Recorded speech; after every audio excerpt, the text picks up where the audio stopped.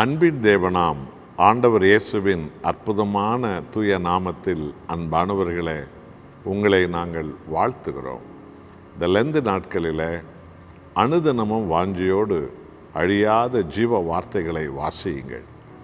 பாவமானவைகளெல்லாம் நீங்கள் விட்டுவிட்டு தேவ சமூகத்தை தேடி ஜெபியுங்கள்.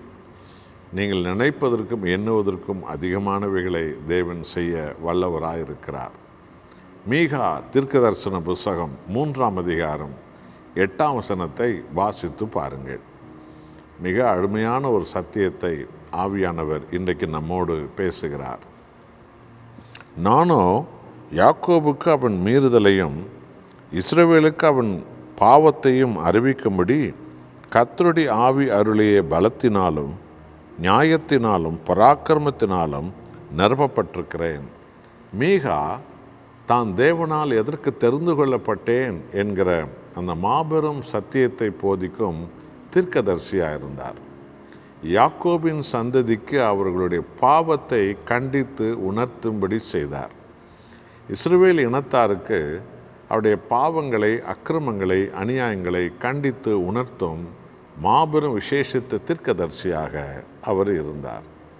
ஆமாம் அன்பானவர்களே, தீர்க்கதரிசிகள் என்று இன்றைக்கும் சொல்லிக்கொள்கிறவர்கள் வெறும் வசதியானவர்களுக்கு, பணக்காரர்களுக்கு, பெரிய பெரிய வியாபாரிகள் வீட்டை தேடி கண்டுபிடித்து அவர்களுடைய சொத்துக்களை பற்றி தீர்க்கதரிசி சொல்லுவது, அவர்கள் வியாபாரத்தை பற்றி தீர்க்கதரிசி சொல்லுவது, அதனால் மாதத்துக்கு ஒரு முறை பெரிய ஒரு தொகையை அவர்களிடத்திலிருந்து பெற்றுக்கொள்வது, இப்படிப்பட்ட கிறிஸ்தவ குறிக்காரர்கள், கிறிஸ்தவ பாபாக்கள், கிறிஸ்தவ ஜோசிக்காரர்கள் கிறிஸ்தவ ஊழியங்களில் நிறைய பெருகியிருக்கிறார்கள். கண்ணீர் வடிக்கிறவனுக்கோ, விழுந்து போனவனுக்கோ, வழி தப்பி போனவனுக்கோ, பாவ அக்கிரமத்தில் வாழ்கிறவர்களுக்கோ யாராவது கண்டித்து உணர்த்துகிற தீர்க்கதரிசிகளை பார்த்துருக்கிறீர்களா என்றால் அதுதான் கிடையாது. தமிழ்நாட்டில் இப்படி கிறிஸ்தவ குறி சொல்லும் தீர்க்கதரிசிகளும் லாப கணக்கை பார்த்து காசு எவ்வளோ வருமானம் வரும் என்று சொல்லி அப்படிப்பட்ட ஆட்களை தேடி போய் குறி சொல்லுகிற கிறிஸ்தவ பாபாக்கள் எல்லாம் தமிழ்நாட்டு ஊழியங்களில் நிறைய பேர் இருக்கிறதை நாம் காணலாம்.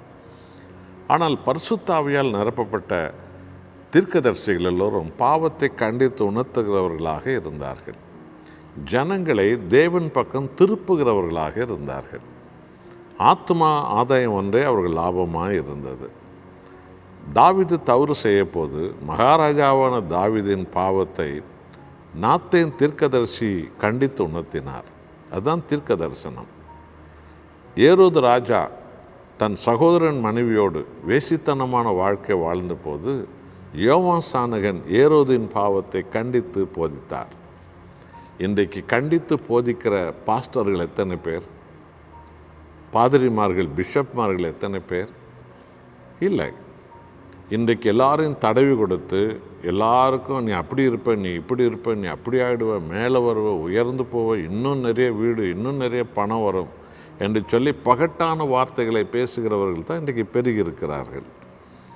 அப்படிப்பட்ட இடங்களுக்கு தான் கூட்டங்கள் நிறையா போகிறது.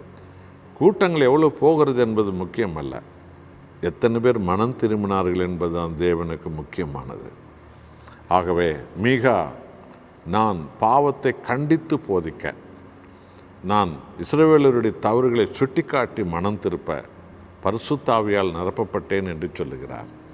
இந்த லெந்து நாட்களில் நீங்களும் கூட மெய்யான மனம் திரும்புதல் அடைந்துவீர்கள் என்றால் உங்களுடைய குடும்பத்தினர், பிள்ளைகளை, கணவன் மனைவி உறவுகளை கூட அன்பாக ஒருவருடைய தவறுகளை சுட்டிக்காட்டி அவர்களை ஆண்டவராக இயேசுவின் சத்திய வழிக்கு கொண்டு வருவதில் நீங்கள் உண்மையுள்ளவர்களாக இருக்க வேண்டும். அதான் பரிசுத்த ஆவியானவர் நமக்கு கொடுக்கப்பட்டதின் நோக்கம். வெறுமனமே கைகளை அசைத்து கொண்டிருப்பதோ, சத்தம் போட்டு கொண்டு போய் கொண்டிருப்பதல்ல பரிசுத்த ஆவியானுடைய பணி.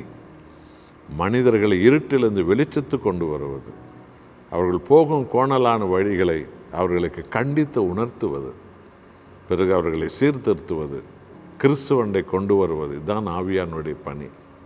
இந்த பணி செய்யும் உத்தம ஊழியக்காரிகளாய், உத்தம தாய், உத்தம தகப்பன், உத்தம அண்ணன் தம்பி, சகோதர சகோதரிகளாய், தேவனுடைய சித்தத்தை செய்கிறவர்களாக, பரிசுத்த ஆவியால் நாம் நிரம்புகிறவர்களாக நாம் வருவோமா?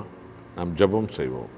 அன்புள்ள ஆண்டவரே, ஆவியானவர் பாடவும் துதிக்கவும் சத்தியத்தில் நடக்கவும் விடுவிக்கவும் அவர் கொடுக்கப்பட்டிருக்கிறார். ஆனால் இவ்வெல்லாவற்றுக்கும் மேலாக ஒவ்வொருடைய பாவத்தை பாவம் என்று கண்டித்து உணர்த்தவும், கேடுகளை கெட்ட நடத்தைகளை கண்டித்து உணர்த்தவும், ஜனங்களை சீர்திருத்தி கிறிஸ்துவுக்கு நேராய் நடத்தவுமே ஆவியானவரால் அபிஷேகம் பண்ணப்பட்டிருக்கிறோம். இன்றைய கிறிஸ்தவ சபைகளுக்குள்ளே பரிசுத்த ஆவியானவர் ஆளுகை செய்ய வேண்டும். ஒவ்வொரு போதகர்கள், பாஸ்டர்மார்கள் எல்லோரும் ஆத்துமாக்களை அந்த கேடான கோணலான வழிகளிலிருந்து கண்டித்து உணர்த்தி கிறிஸ்துவுக்கு நேராய் நடத்துகிறவர்களாக, அப்படிப்பட்ட பரிசுத்த மனிதர்களை எழுப்பும்படி, மனுஷர்களை எழுப்பும்படி வேண்டிக் கொள்ளுகிறோம். இயேசுவின் நாமத்தில் பிதாவே, ஆமென்.